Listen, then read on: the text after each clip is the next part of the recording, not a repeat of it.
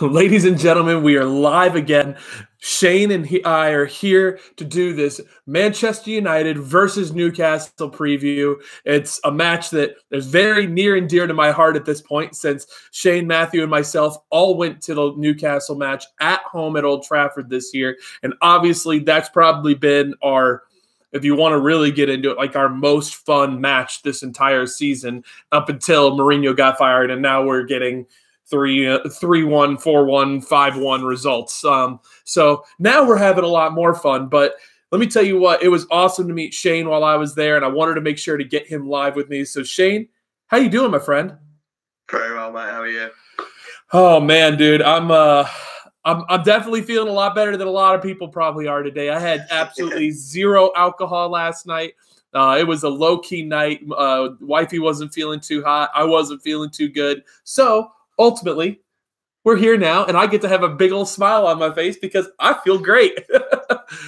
But man, I'm excited to do this with you, man. So let's jump right into it a little bit. So Shane, knowing that we got to see Newcastle a little bit earlier this year, what are your thoughts on Newcastle, and who do you think are going to be the danger men in this match?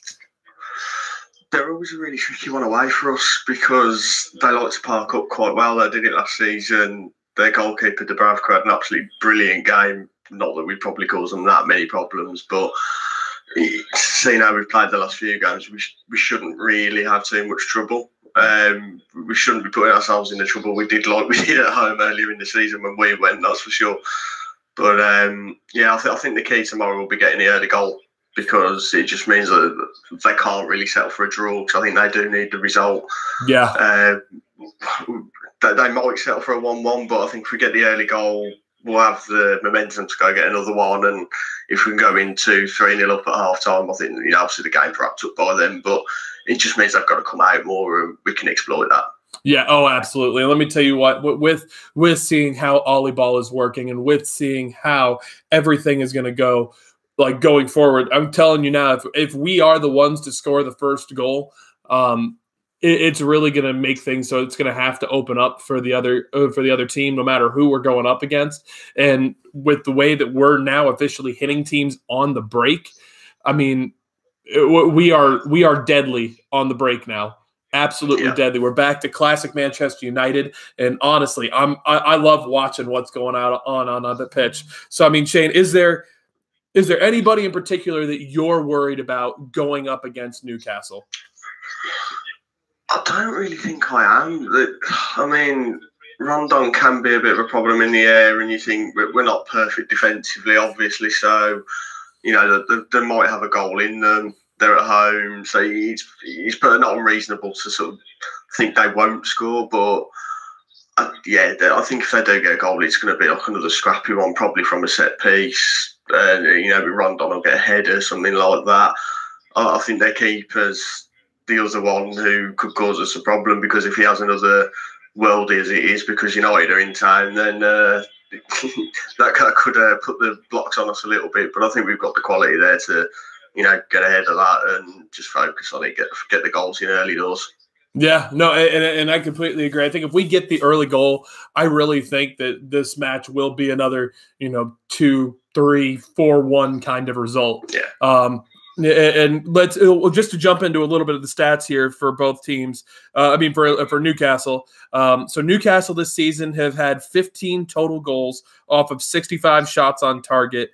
And then they have conceded only 27 goals this season, which that has been a lot better than what most of the opposition has done this year so far. So, and then they're in terms of defensively, their keepers made 59 saves. They've got only one own goal the entire season. And obviously we know that they will be looking to score from set pieces. Like you said, with having Rondon up there, he is a threat on the header, which he is their leading goal scorer with 5 goals this season. Then you have Kieran Clark, who's got 2, and then Joselu, who's got 2. And then we've also got, in terms of assists, we've got Matt Ritchie, who has 3, Rondon has 2, and then Federico Fernandez has 1. So just so you guys know, I mean, there's a player that's that plays for Newcastle that obviously you guys know is an American international. He is DeAndre Yedlin, so I know quite a bit about him, and I know that at right back he does offer a lot of pace and power going forward for them. He might be small, but he definitely offers a lot of pace going forward. So he is somebody that, depending on, if Luke Shaw will be starting or not, we could potentially see, if Yedlin is getting further forward, he could cause them problems. Rondon, obviously we all know that Rondon can put in a good header. He is their leading goal scorer, and it will be interesting to see how the entire match will wind up going. So, I mean, Shane, overall, though, just going into this match, how confident are you in Manchester United and the way things are going to be going? I don't think I can see anything other than a win. Newcastle are a similar calibre to Bournemouth. If from my perspective, if not Bournemouth, are probably a little bit better than them. So yeah, I can't look past a win really. The only nervousness I've ever got with Newcastle away is they do like to park and they do like to frustrate us. So there's always that sort of 1-2% of me that always thinks something might go wrong with them, but given how we have played and confidence is high, the fans are confident. The away fans are always brilliant anyway, but there's that extra boost now Arno's coming. So, yeah, I really can't see past a win, if I'm being honest. Yeah, and I completely agree. And real quick, I just wanted to shout out and say hey to everybody. Chloe Brooks, Matthew McFadden, obviously you're here. I don't know if Pencash and Saban and Evie are still here, but I know they were here early. Sure, Maria Treadway is probably here. Shane, of course, you're in the chat. Angelina Red, Wesker for Life, Ryan, both my Chris's, and then Reza Sunday. Good to see you guys. Happy you guys are here joining us live. So I mean, Shane, going back to our last matchup against them, I mean, we saw that when we kind of went at them for the last about 25-30 minutes of the match, we saw that Manchester United's quality in terms of their attacking prowess did shine through, and seeing that Alexis Sanchez was very crucial when he came on. Do you think that Alexis Sanchez is going to get the start? There is rumors that he will be getting the start. I don't think he'll start, purely because he's a bit similar to Lukaku. He's only had a couple of training sessions since he's come back from injury. So I think we'll probably see Rashford start again. And then maybe around sort of 65, 70 minutes he'll come off and Sanchez will come on. Lukaku might start, in all fairness, but I think the game Sanchez will start will be the FA Cup match against Reading, I think. Yeah, and I think that that's more likely. I agree with you. I know that I've seen the rumors starting to surface that he might be starting tomorrow. He has been, in fairness to him, he has been getting himself fit on his own time. And I highly doubt that even when he went back to Chile that he was really doing anything to hurt his fitness. I'm willing to bet that he was getting ready to go play for whoever it was that he was going to be going to play for, whether it was going to be PSG or, whether he was going to move on to maybe Bayern Munich or who knows. Who knows where he was going to move on to. But we all knew that he was likely going to be moving on in this January transfer window. But now I believe Alexis Sanchez has a new lease on life at Manchester United. And it will be interesting to see what Ollie can get out of him. And if this new pressing, attacking style that Manchester United has will ultimately favor his style more, which I believe that it will. So definitely. I mean, I'm excited to just see how this entire match will wind up, especially considering the fact that our last one was such a back and forth in a sense. We obviously went 2 down and then wound up. I'm still having flashbacks from that first 20 minutes. It was horrible. Oh, dude, that we didn't know exactly where you were at until all of a sudden it was like halftime, and we saw you were like about 10 rows down in front of us, so we were like, "What the heck? Like, what is going on? Like this match is just ridiculous." I mean, we were we were there super early. In case you guys didn't know, I mean, we were there probably close to 3 hours early at Old Trafford, and just doing different things, like walking around, getting to see everything, and then that's obviously where we got the chance to get pictures of the players, which was awesome for us. But I mean, Shane, let me ask you this: thinking about this upcoming match against Newcastle, who do you think is going to be the key person for Manchester United to unlock everything going into this match? Given that Solskjaer's quite openly said he wants to build the team around him, you'd like to think Pogba's going to be the key man in pretty much every game. Yeah. But all the play from defence is going to come to him. It's his job to sort of on the turn, switch it out to the wings, get it forward, get himself in the box, get the goals. He's obviously got 4 in the last 2.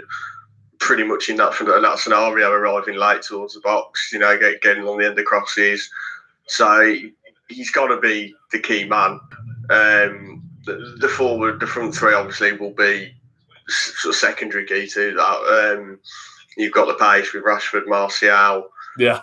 Mata's obviously not blessed with pace, but he could start tomorrow on the right. Give Lingard a bit of a rest, maybe. Mata has got a bit of creativity. It all depends, I think, what the areas that Newcastle are going to leave us as well, because they might look at Mata on the right and think, well, they might go down their left wing then, because they know Mata hasn't really got the pace to keep up with it. But yeah, it does depend who starts. But I think Pogba will be the absolute key to it all. He unlocks everything. Yeah, Rashford, Martial again. They can both play either side of the front three, if not down the middle. It'll be interesting to see whether we do actually stick with the sort of 4-3-3 lineup, or if we go with the front two, maybe just as a little experiment. But given where we are and the push we're still trying to make for top 4, now is probably not the right time to sort of tinker with it too much. Yeah. And I agree. I don't think that right now is the right time to try and be tinkering with the lineup that much. Obviously, we want to see what Ollie can get from everybody. I just wanted to shout out. So Raise the Sunday was saying all eyes on Sanchez tomorrow. Chris McTeague, looking forward to seeing what Ollie can get from Sanchez. Angelino Red did say that he doubts that Sanchez will get the start. He thinks he'll probably be introduced like Lukaku was against Bournemouth, and then he thinks Lukaku will ultimately likely be kind of put in around the same time. I would be interested to see what's going to happen in these next few days, because I think that if a transfer is going to happen for Manchester United, I think that it's going to be in these next 2 weeks. I doubt personally that if we get past the first 2 weeks that we'll really see anybody coming in. But Shane, we might as well talk about it. I mean, with our just overall conjuncture of fixtures that's coming up and knowing what we need. I mean, number one, Shane, do you see any transfers happening? And then number two, who do you think that will be if a transfer does happen? I've been thinking about this recently, and I don't think we're very, very likely to actually bring anyone in. I just think January is always the tricky one where, you're probably going to get way overcharged for somebody coming in, and it's hard to integrate them in so quickly when you've got such a cluster of fixtures. You almost need to give them time, and that's why the summer window helps, because you've got the off-season, you've got pre-season tour. You can just sort of blend them in slowly and get them used to the squad, whereas you sort of come in January, it's bang, you're in from the start. You need to be raring to go. So if we do go for anyone, you're almost looking a bit closer to home, and you wonder who's available in the Premier League already, who's proven, who can just step straight in. Attacking wise, we're probably, I don't want to say we're dead set, but the way we're playing, I think we're pretty comfortable in attack. If anything, it's more the midfield, but especially the defensive side of things where we're lacking. Solskjaer said, obviously, we need to stop conceding goals. We need to keep clean sheets. We've got De Gea, who's the best keeper in the world, and he's not getting clean sheets that he deserves. I think he got the most clean sheets in the league last season, and we've had 2 this year so far. So yeah, and one of those came from a 0-0. We can score goals. We haven't been good enough defensively at all. No, we absolutely have not. And I do think that ultimately, if we are going to be getting somebody now, like I was talking about yesterday, I hope that we can manage to get Koulibaly. I think that adding him would be absolutely phenomenal, but I think that the price tag in January might be a little bit too much for a club that is on an interim manager at the moment. Obviously, we are all rooting for Ollie to be able to get the job. I mean, that's the reason why in the preview I was pointing to Ollie. I love the man. Just hearing the way that he talks about his players, the club. I mean, you could see that what he's saying for him isn't fake. It's like when he's complimenting his players, you know that he's doing it because he genuinely loves his players. And he loves this club, and I think we all would love to see him come in. Now, ultimately, if we were to be bringing in somebody, let's say Toby Alderweireld, I mean, there's the rumors that there's only $25 million release clause to get him.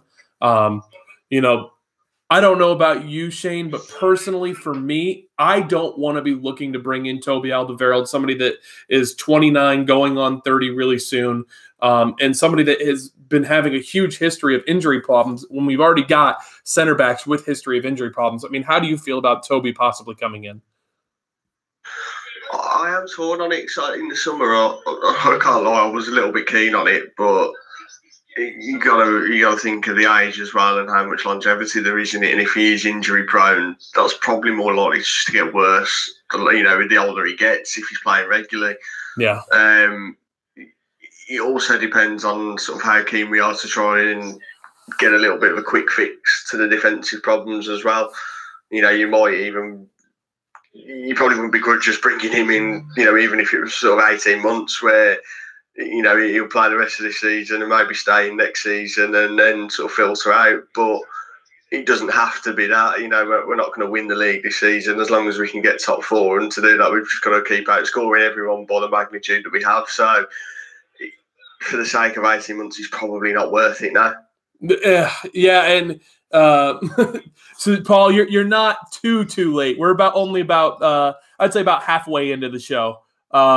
So you're not too bad. And then Vegas Golf and Hotels, good to see you here. I do appreciate saying the Happy New Year's to everybody. And then ultimately, I mean, Jay Hart, I like what you said here. I'd rather bring back Fosu Mensah or Tuanzebe than bringing in Toby Alderweireld. So I mean, personally, I would happily do that. Yeah, happily. I would bring in Tuanzebe in a heartbeat and start him at center back for us. I think that, I mean, obviously I'm not really able to watch games, so Shane, maybe you could tell me a little bit more. But from everything I've heard via social media, I've heard Axel is having a phenomenal season at Aston Villa. I've obviously been from Birmingham, so I've got to know quite a few Villa fans. From those that I have spoken to, the general consensus is he's been one of their best players so far this season. So I think Villa are very happy with him. I think next season we definitely need to not put him out on loan, and we do need to start getting him into the squad, into the first team a lot more often. Which, given his age as well, maybe, as much as I'm not convinced Smalling's the right person, but he's got experience in the squad, so he does know what we're about, and having him next to someone with a bit of experience can help. These kind of fixtures that we've had, your Cardiffs, your Newcastles, your Bournemouths, those are the games where Tuanzebe could probably really shine for us in there. And to get someone in at the age he is now, you've almost got a long-term future there, and you want to get a stable defensive line in front of the keeper, because that's been probably one of our biggest problems this season. I hate to think how many different combinations of people we've used in the back four all season. I'm sure I heard it was over 50. Well, maybe slightly less, but we need to have something a bit more consistent, where you're only changing it for the odd midweek game or, your cup games and things like that, where you can play your much younger players and give people a chance.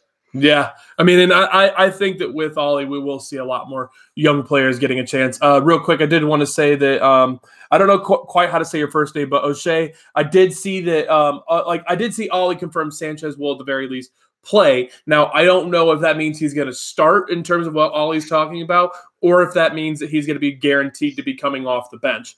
I know either way, I would be happy, and I can't wait to see what Alexis Sanchez is going to bring to the squad.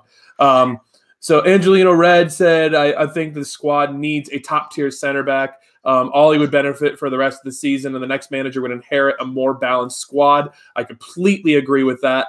AFAF said this month of January is going to be very hard for our team, probably to the test probably to test some new faces and see if they can live up to the highest level of the Premier League. And then Schulcher said, which, by the way, cool to see that we've got Ollie in the chat. Cool, very cool.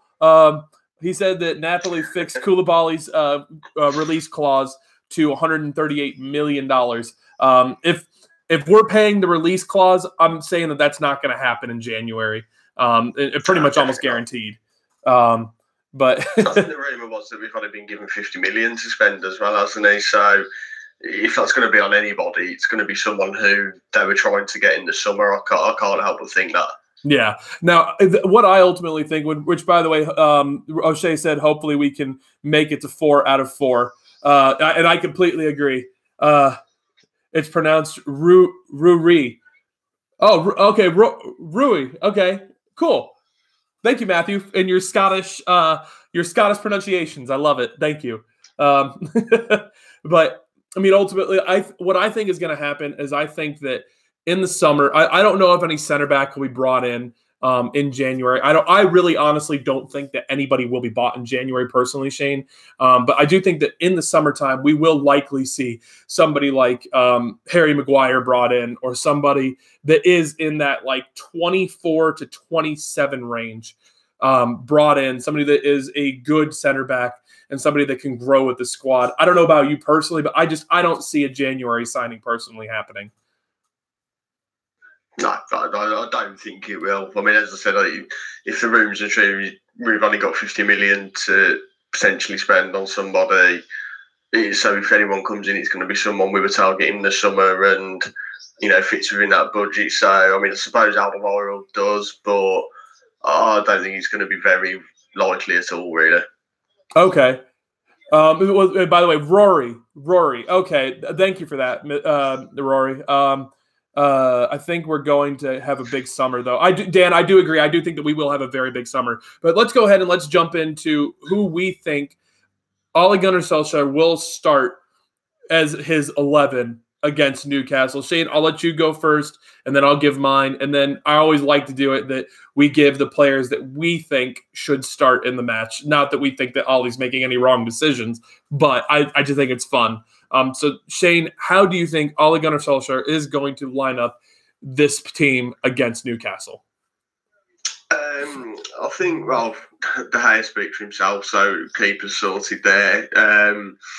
I think, obviously, minus Bailly, the back four will stay the same. I think Jones will come in for him. We'll keep Lindelof there. I think Shaw will be obviously left back and Young will be right back. Yeah. I can't see him starting Dalot because I just think he'll keep him fresh for Reading, because Reading's the kind of fixture where Dalot can really sort of get on the front foot a bit and get himself down the wing. So I can't see him starting. Midfield again, Pogba again speak for himself. Matic will probably play because he's going to get a rest on Saturday, and then it probably will be Herrera. Fred's probably a possibility, but I just think he's comfortable with that sort of back four and midfield three at the moment. Yeah, and he seems to think that Herrera and Matic being on the pitch at the same time just gives them the stability and gets them forward enough. So, and given we've got the FA Cup on the weekend where he can rest people, he'll probably rest Pogba in all honesty. So, I think the back four midfield three will stay the same, and then forwards.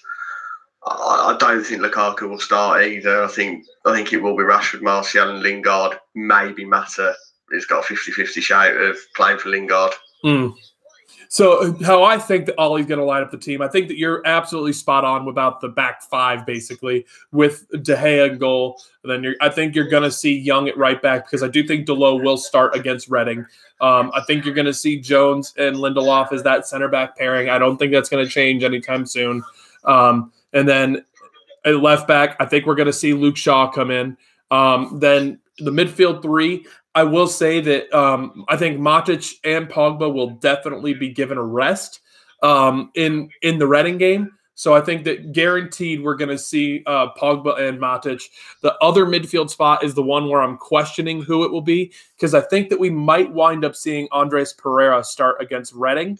So if that is the case, then I would say that Herrera is going to be the person to be starting in the midfield. But if Ollie is going to choose to bring more experience, a little bit more experience into that side, I would say that possibly Ander Herrera might be our most experienced player in the squad against Reading. So I think it will depend on how Ollie is going to line up the team. Personally, I think that he's going to start Herrera and then start Andres Pereira against Reading in that midfield.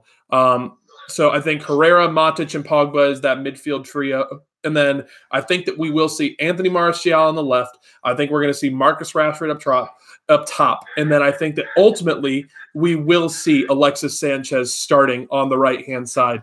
I think that with Jesse Lingard kind of having gone missing the last couple of games, not that he's been doing bad in terms of his defensive responsibilities, and I love Jesse Lingard as a human being, don't get me wrong, but we all know that we could do a little bit better than Jesse Lingard on the right wing. So if we can get Alexis Sanchez back into the squad, now I know I'm probably being a little bit bold there in saying that Alexis Sanchez will be starting on the right-hand side, but I think that Alexis Sanchez will be quality on that right-hand side. And then ultimately, I think that we're basically guaranteed. The only guaranteed sub to see is going to be Lukaku. Everybody else, I don't know who we will be subbing on, but I think that Lukaku is the only one that is, guaranteed. But real quick, if you guys did want to get your starting 11s in, get them in now. And I would love to get you guys' starting 11s read in that you think Ollie will do.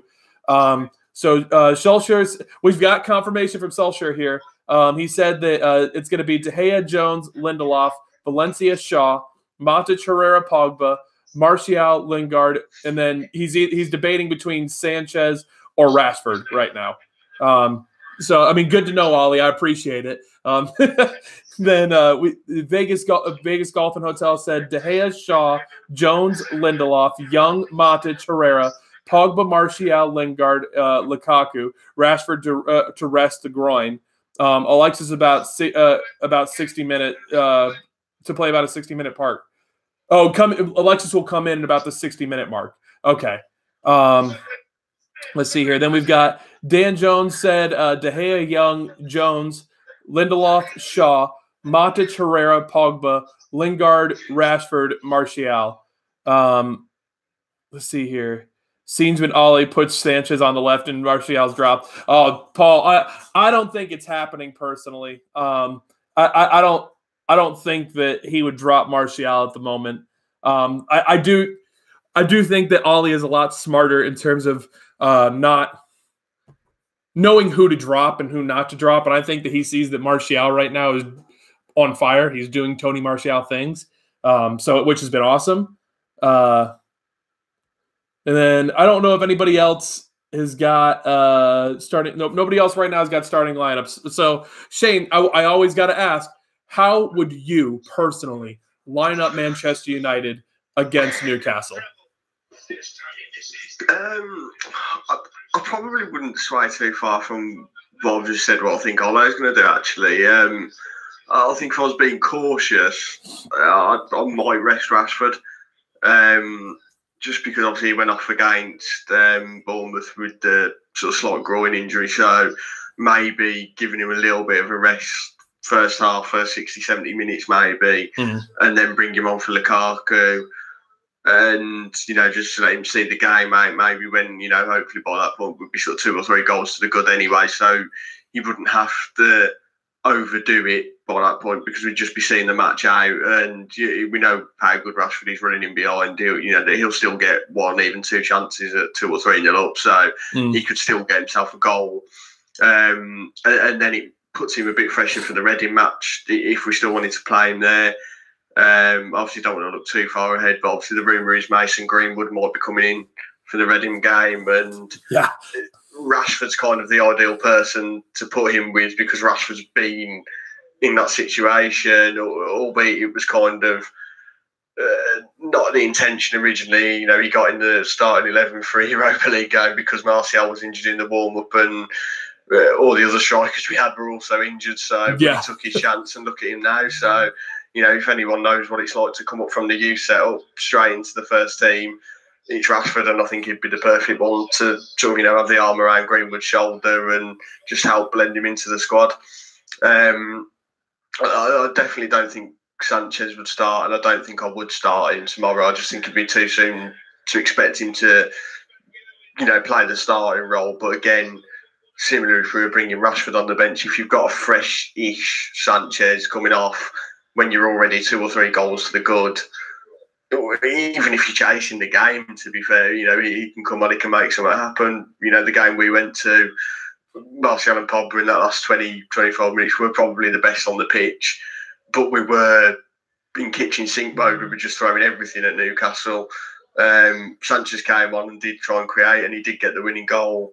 I mean, how someone that small out jumps Fellaini for a header in the box, I'll never know. But Fellaini is a separate debate, and I don't want to get myself worked up into anger about Fellaini. But he should be nowhere near the team tomorrow or on Saturday, by the way. No, and I agree. I think that Saturday really is about playing the youth and bringing the youth through. That's my personal opinion. And then I think that ultimately, with this match right here coming up, I think that it's really going to be about getting these guys that, are going to be getting a rest on Saturday and basically then getting a rest all the way through until Tottenham, I think will be crucial. Which is a very important fixture. Exactly, because we all know that is the first true test for Ole Gunnar Solskjaer in terms of his managerial career at Manchester United. So I think that it will be interesting to see how this team will be lined up. And then, so Paul Gardner gave me a lineup. He said, De Gea in goal, Young, Jones, Lindelof, Shaw, Herrera, Matic, Pogba, Martial, Sanchez, Rashford.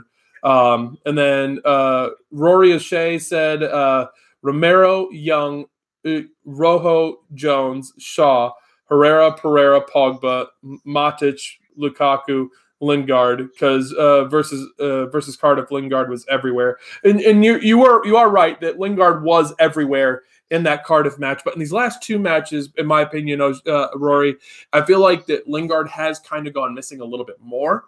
So I could see the potential for him being dropped. So this is how I personally would line up the 11 against Newcastle, and it's actually really not much different because I do look at that Reading fixture, and I look at the fact that we could bring through a lot of youth in that fixture. I personally would do I would have Herrera start at the weekend against Reading and kind of be the more experienced guy in that midfield and kind of help dictate the pace of that midfield. So I personally would do Young on the right. I would do Shaw on the left. Then we'd obviously have Jones and Lindelof because they're only 2 guaranteed fresh center backs. We have De Gea in goal. De Gea will never not be in goal for me, guys. Just so you know, De Gea is everything, and just we all know that without De Gea, we would have been lost for the last few years. And then for me, the midfield, I would start Matic and Pogba because, like I said, against Reading, I think we will see a big change in the team. And then I think that I would personally start Andres Pereira in the midfield in this match. Give him a chance to see how he would do. Because we've kind of gotten to see Fred a little bit, and I ultimately think Fred will start against Reading. I think that's almost guaranteed. And then me personally, I would do Rashford up top because I think Mason Greenwood will be starting on the weekend. Then I think and then I would put Martial on the left and Sanchez on the right. So basically, the only change for me would be replacing Herrera with Andres Pereira, and then have Herrera be the veteran of the midfield in that Reading match. So I don't think that anybody else has got a prediction for any more lineup predictions for me. So guys, we are now officially going to jump into what we think will be the keys to the match. How we ultimately think the match will go, and then give our score predictions. So Shane, how do you think this match? What do you think is the key to winning this match against Newcastle? Newcastle obviously will line up very defensively against us, and they will, especially under Ollie, we will see them line up very defensively, and they've always given us a tough test. So how do you think we should manage this match? I think the key is going to be down the wings. which is quite common if someone does park up, because they try and cut out any of the middle activity. We've had 3 matches now with Rashford going through the middle, the amount of runs he makes. They'll be looking to counter that. So there'll be a lot of gaps out wide, especially down our left wing. If obviously you're saying DeAndre Yedlin, likes to get forward on the right. So, if he does decide to venture forward at all, there's a gap there. We've got Martial, who's perfect to exploit it. The only problem which we've had with wide play is, who can really cross the ball that well. Herrera put the crossing quite well for Pogba's goal the other night, so there is that. But Herrera's not a winger.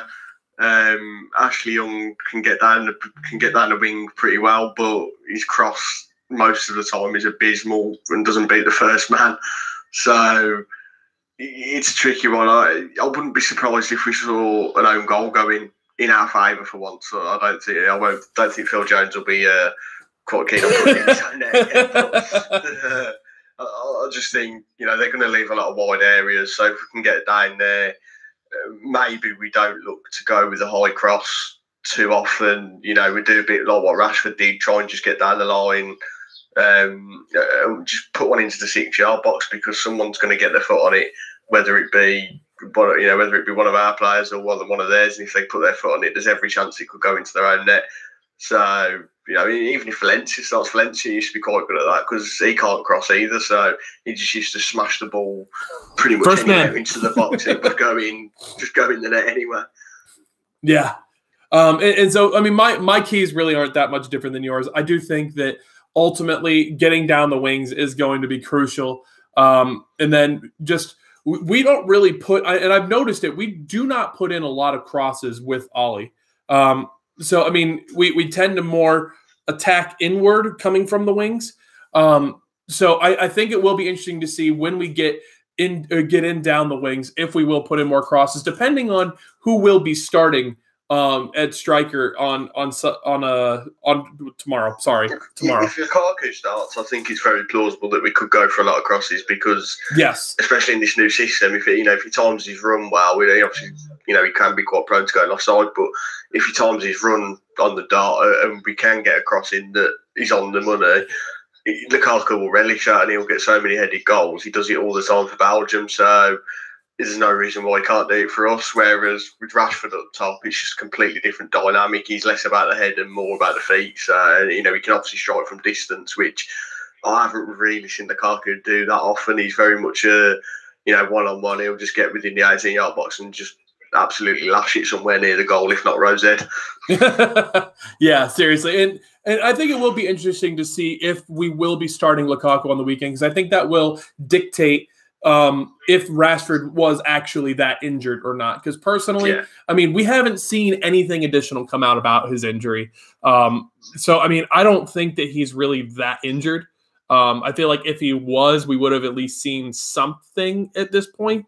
But I could also see the potential for Lingard starting on the right and then Sanchez being the guy up top and being the lead striker in this match, which I think that right there wouldn't be much of a change going from, Rashford to Sanchez in terms of their style overall.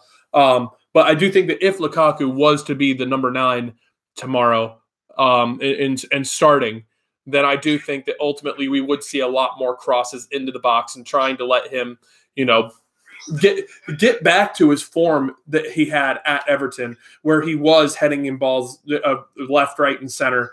Letting him, and once again, I love you, Ollie. Just shoot, bloody shoot.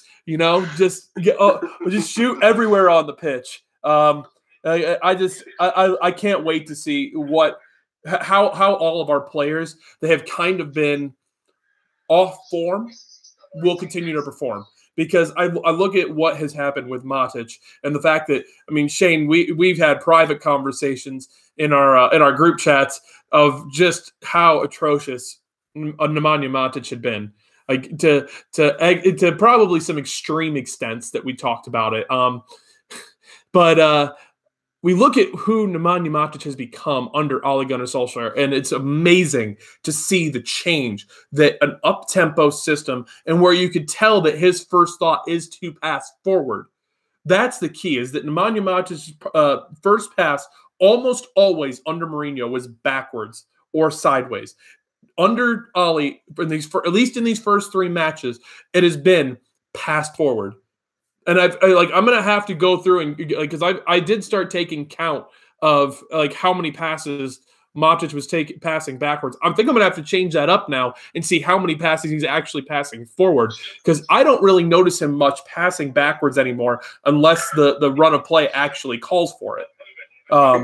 It's probably sort of consistent with how he has been playing, that I didn't spot it at first, but Matic actually played the ball forward for Martial's assist for for Rashford's goal against Bournemouth, and I just didn't spot it at first at all that it was Matic that played the ball until I watched the highlights at the end of the day game. But and I was just sort of a bit of a jaw on the floor moment, because I was thinking, where's that been all season? when does Nemanja Matic have that in his locker? But he's actually sort of he's looking like the Matic that we bought from Chelsea. And yeah. I mean, and we have seen it before for United, because at the start of last season, we were, what was the term everyone was calling it, 4-0 FC, weren't they? Because we were just sort of putting everyone to the sword early on. West Ham, I forget, there was Leicester was in there, I think that was a 2-0. There was Swansea was 4-0 as well. And, and everyone was sort of like, Matic got man of the match for the first 3 games of the season, I think. So, we were doing something right, and last season it all went a bit to pot when Pogba got injured. I think it was against Basel in the Champions League, because up until that point we were quite, being quite key. The play was good. We were defending well, keeping the clean sheets. We were still scoring plenty of goals. We were looking like we could contend for the title early doors. Yeah. And then Pogba got injured, and everything dried up. Yep. There was still a couple of good score lines in there while he was injured, but even so, the performances weren't great, and it was obvious then that Pogba was the key player for us. And then the second he came back, ironically, it was against Newcastle, I think, but at home, and all of a sudden we were scoring 4 goals again, and we won 4-1 that game. And It was a bit like, evidently Pogba is the key man, but Matic just seemed to switch at some point, and it was almost ultra defence mode. It wasn't just passing backwards. He'd get the ball and he'd hold on to it. He just wouldn't look. There'd always be an extra 2 or 3 touches, and then he'd almost force himself to go backwards. It wasn't like he was getting the ball and just going, right, I'm just going to pass it straight back to the defence or back to the keeper. He's getting the ball for 10, 15 seconds and forcing himself to go backwards, whereas now he's getting it, and within 2 touches, the ball's forward, whether it be to Pogba to carry it forward, or whether it be out to the wing or over the top to Martial or Rashford, like it was against Bournemouth. So, hopefully, I don't think he's going to be around for it, obviously, for another 5-6 seasons at all, Matic. But I think we could still get another year or 2 out of him. Yeah, if he's going to play like he is now. Yeah, no, I completely agree.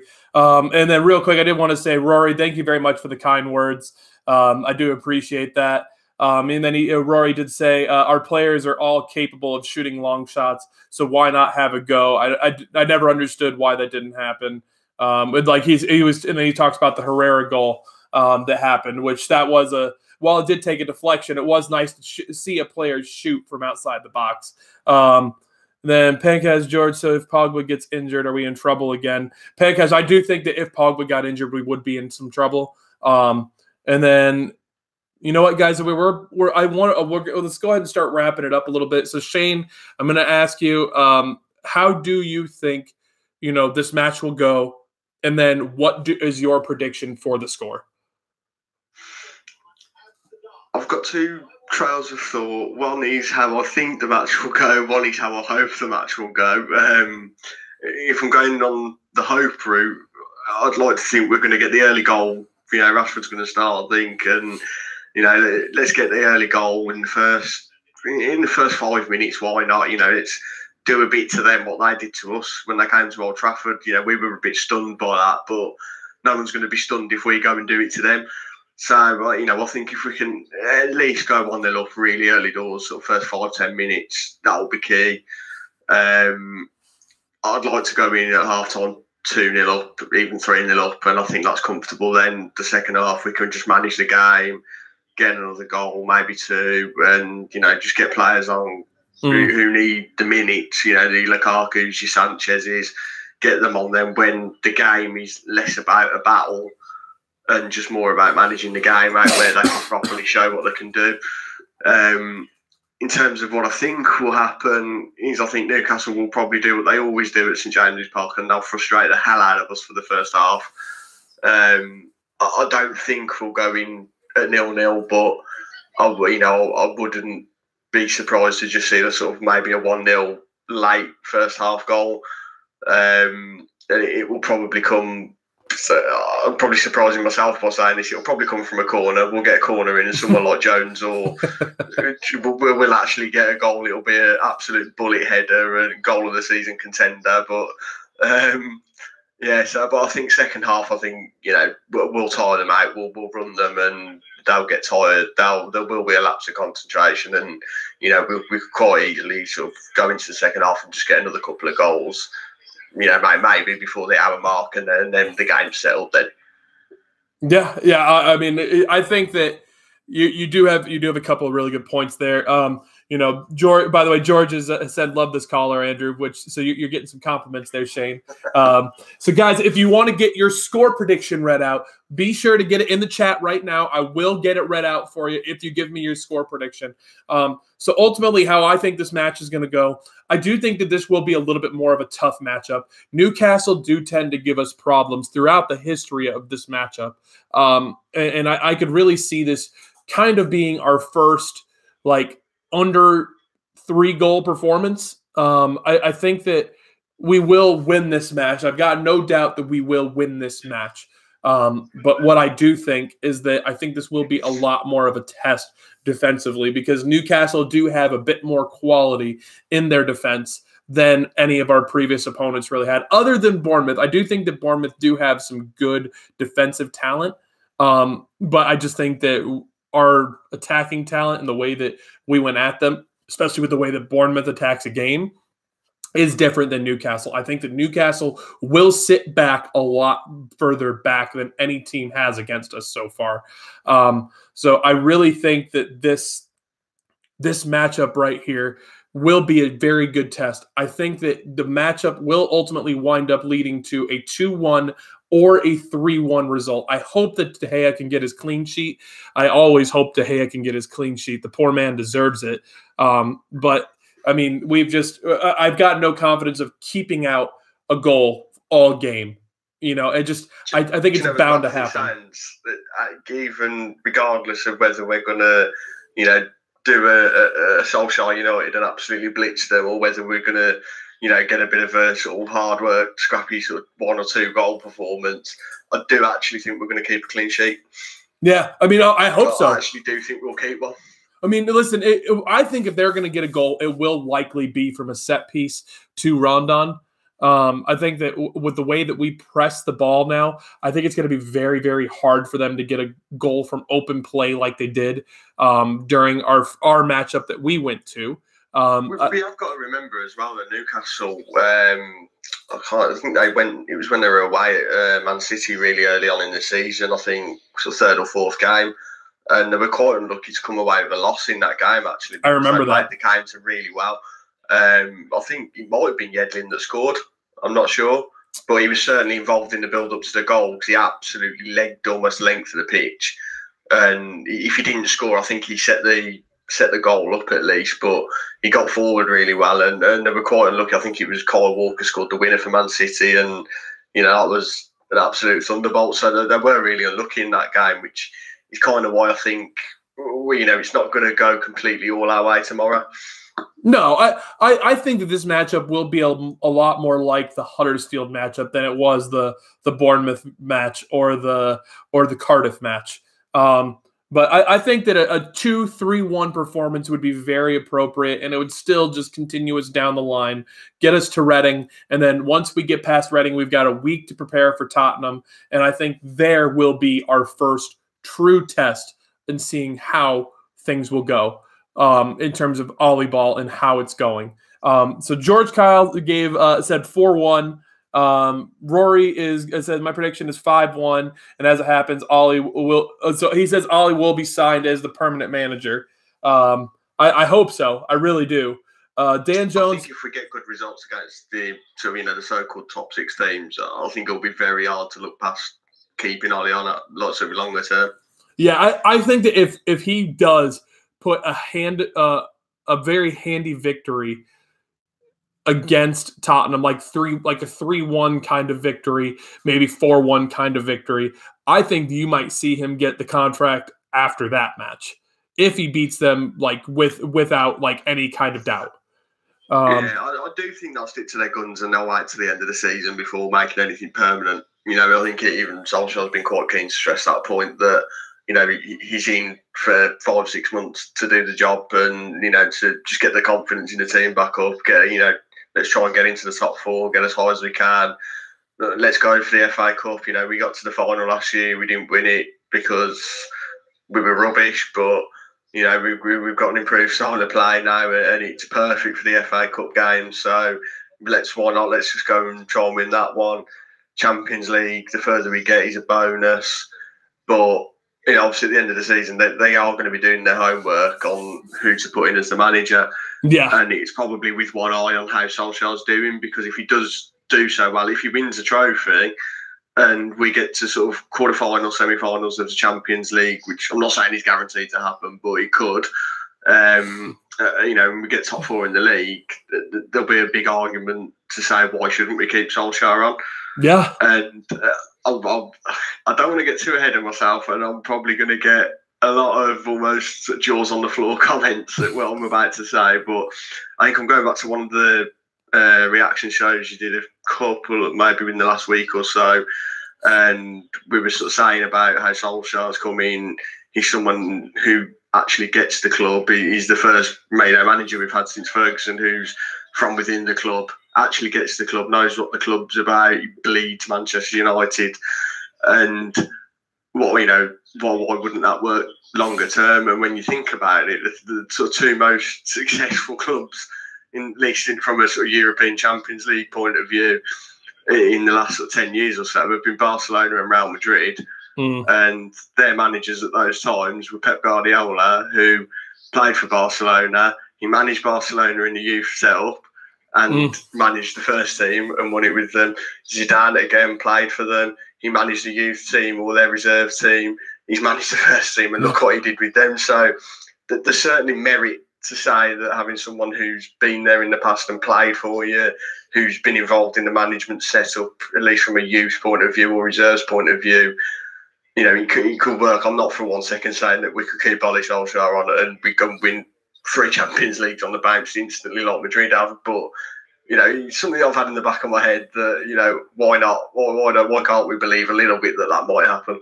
Yeah, I mean, like I said in the beginning of the show, I think we all hope that Ollie does get the full-time managerial position. It's awesome to see somebody that loves the club. You could just see it in his eyes, the way that he talks about his players, just that he really does love this club and he understands what it's about. So I would love to see Ollie get the full-time job. So got a few more scores to read out here. So I don't think I got Dan Jones. He says 2-1 United. Pancash is going 3-0. Ryan Beals is going 3-1. Let's see here. Then I don't think that anybody else really got any predictions in. So I think it's a good time to wrap up the show.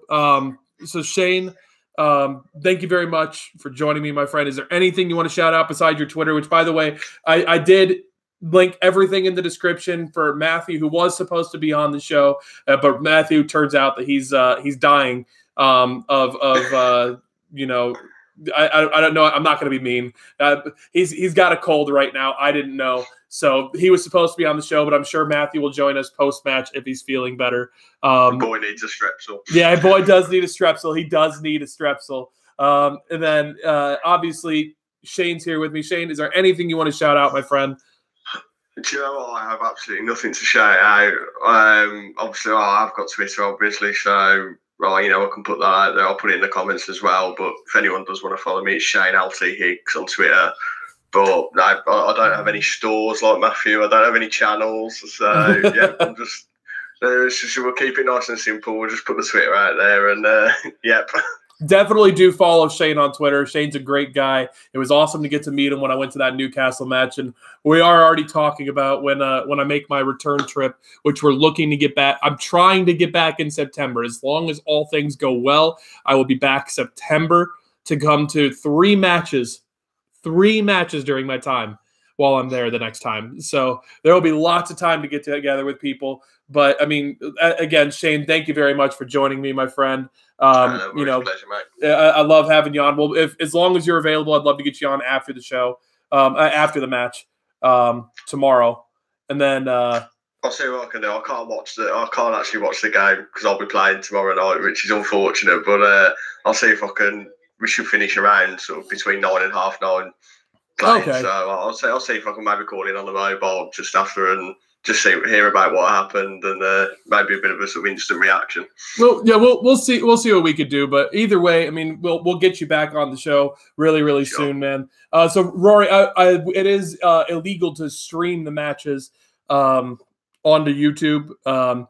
Unless you're talking about like the way that the United Stand does it, which I love the United Stand. You know, Mark is a good guy. If you guys ever don't want to watch, like if you're ever not able to watch the match for some reason, you know, go over to the United Stand. They do basically give you all the updates about what's going on with the match while the match is going on. So be sure to go over there. But only time I really do watch-alongs is for games that are on MUTV, and I watch like the U23 matches, U18 matches, stuff like that. I do watch-alongs for that.